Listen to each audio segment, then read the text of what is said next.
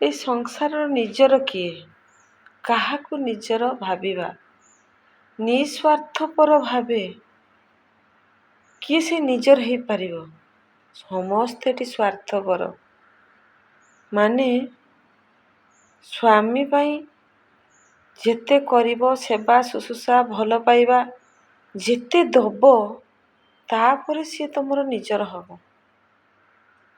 ମା ହେଇ ସନ୍ତାନ ପାଇଁ ତମେ ଯେତେ କରି ଚାଲିଛ, ତାର ଯତ୍ନ, ତାର ଖାଇବା ପିନ୍ଧିବା ମାଖିବା, ତାର ଉନ୍ନତ ଜୀବନ ପାଇଁ ଯେତେ ଚେଷ୍ଟା କରି ଆସିଲେ ବି ତା ପ୍ରତି ଯଦି ଟିକେ ସ୍ୱାର୍ଥର ଊଣା ହେଇଯାଉଛି, ସିଏ ବି ନିଜର ନୁହଁ।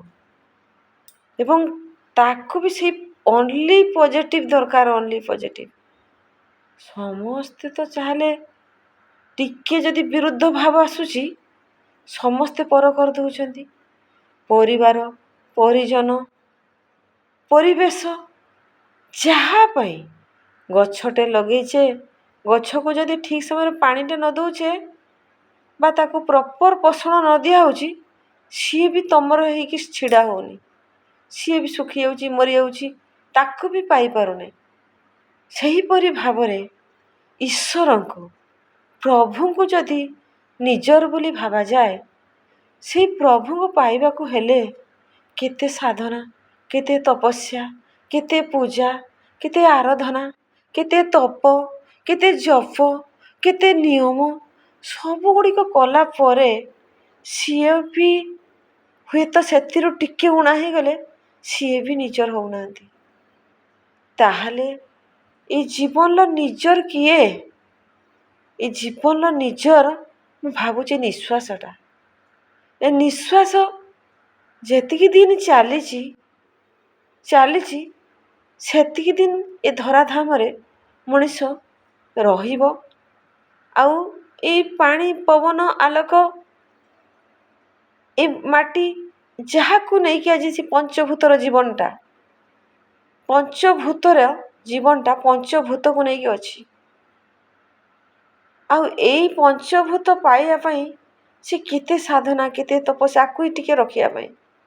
କିନ୍ତୁ ଏଥିରୁ ଯଦି ଟିକିଏ କ'ଣ ଊଣା ହେଇଯାଉଛି, ସବୁଥିରେ କଷ୍ଟ ଆସୁଛି, ଦୁଃଖ ଆସୁଛି, ଯାତନା ଆସୁଛି। ଏସବୁକୁ ତେଣୁ ଟୋଟାଲ୍ ଦେଖିବାକୁ ଗଲେ ପୁରା ନିଃସ୍ୱାର୍ଥପର ଭାବରେ କେହି କାହା ପାଇଁ କିଛି କରୁ ହିଁ ନାହାନ୍ତି। କେହି କିଛି କରୁନାହାନ୍ତି। ସମସ୍ତେ ସ୍ୱାର୍ଥପର। ସ୍ୱାର୍ଥଟା ରହୁଛି, ମାନେ ଯାହାକୁ ଯାହା ଦରକାର ସେଇଟା ହିଁ କରିବାକୁ ପଡ଼ିବ, ନହେଲେ କିଛି ପାଇବ ନାହିଁ। ଏ ସତ୍ତାଟା ନିଃଶେଷ ହେଇଯିବ, ଶେଷ ହେଇଯିବ। ତେଣୁ ନିଃସ୍ୱାର୍ଥପର ଭାବରେ କିଏ କରିଦେଇପାରେ? ନିଃସ୍ୱାର୍ଥ ଭାବରେ କିଏ କରିଦେଇପାରେ? ଆଉ ଗୋଟେ ପରିପ୍ରେକ୍ଷୀରେ ଯଦି ଆମେ ଦେଖିବା, ନିଃସ୍ୱାର୍ଥପର ଭାବରେ ଜଣେ ମା ତାର ଛୁଆକୁ ଯତ୍ନ କରୁଛି। ଛୁଆଟା ଜନ୍ମ ହେଲା ପରେ ସ୍ତନ୍ୟପାନ କରୁଛି। ଯେତେବେଳେ ସେ ସ୍ତନ୍ୟପାନ କରାଏ, ସେତେବେଳେ କ'ଣ ଛୁଆଠୁ କିଛି ଆଶା କରେ? ସେ ଚାହେଁ ଇଏ କେମିତି ବଞ୍ଚିବ, ଇଏ କେମିତି ବଢ଼ିବ, ଇଏ କେମିତି ଆଗକୁ ଚାଲିବ। ତେଣୁ ମା'ଠୁ ବି ବଡ଼ ଆଉ କିଛି ନାହିଁ।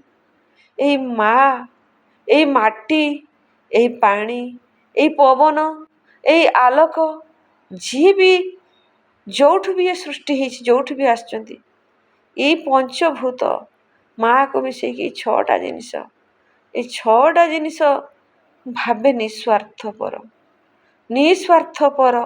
ଏମାନଙ୍କର କିଛି ଆବଶ୍ୟକ ନାହିଁ।